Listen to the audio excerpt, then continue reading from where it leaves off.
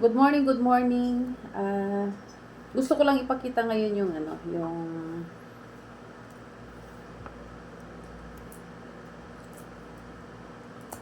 ito yung healthy na pagkain, isa sa mga healthy na pagkain na ito, dalawang itlog ang ilalagay ko kasi malilit naman ito.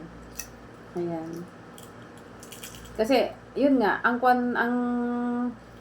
according to doctors or sa according to medical researches, gano'n na, or studies, something like that. English yun Ano, itong, itong, kapag kakain ka ng tomato or kamatis, ay dapat, para ma-maximize mo yung nutrients niya, ay dapat, itlog. Pag kumain ka ng itlog, para ma-maximize mo yung nutrients ng itlog, itlog, ay samahan mo siya ng vitamin C. Ang gagamitin kong vitamin C ngayon ay itong kamatis. Then, lalagyan ko na rin siya ng bawang at sibuyas. Para na akong nito, nag-aamoy Bombay. Joke. Mapapango naman ang mga Bombay. Pero, ayan. So, imimix ko na ito, mekos-mekos na. Okay? Ang bawang at sibuyas na may kasamang kamatis. Ayan. Then, we have to cut it into pieces. I'm going to use the spoon. Okay. In mixing the tomato, egg, and garlic, and onions. Ayan. Kasi marami na tayong nararamdaman. Kaya, ikaw mo dito ng konti. Marami na tayong nararamdaman. So, kwan siya. Kwan sa pagkain. Dahil kung hindi natin aalaga ng ating sarili, sino mag-aalaga? Ayan. So, lalagyan ko ng konting alat.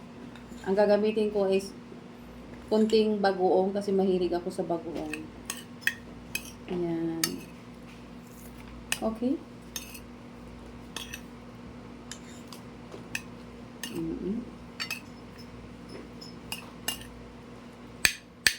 Okay, yan. So, ready to eat na po siya. So, puro fresh siya. Except the egg, which is boiled egg. Okay. Let me taste it. It tastes good. Maliban na lang sa amoy at lasa ng sibuyas at saka bawang. Yung bawang dito, bakit siya mayroong bawang? Kasi, ang bawang ay nakakapagtanggal ng mga nakaklag na yung mga sa ugat. Okay? So, kapag kumakain tayo ng bawang, mas lalo yung fresh, natatanggal daw yung mga bara-bara sa mga ugat-ugat natin na nagkukos ng stroke, heart attack, ganun. Nagkukos ng mga pagbara-bara sa mga ugat.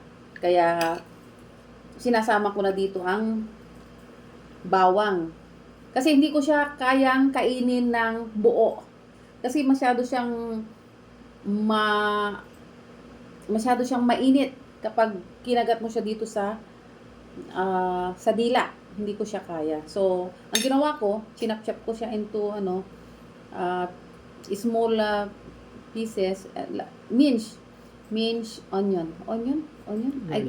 Garlic, I should say. Okay, so ito, kinuhan ko siya.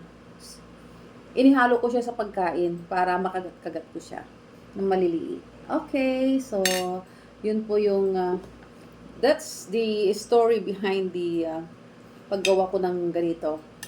Okay, for healthy living, healthy lifestyle. Ayan. Pag may time, yan, gagawa ng ganyan. Pag medyo busy ang lola, ayan. So, yun lang po. Bye-bye!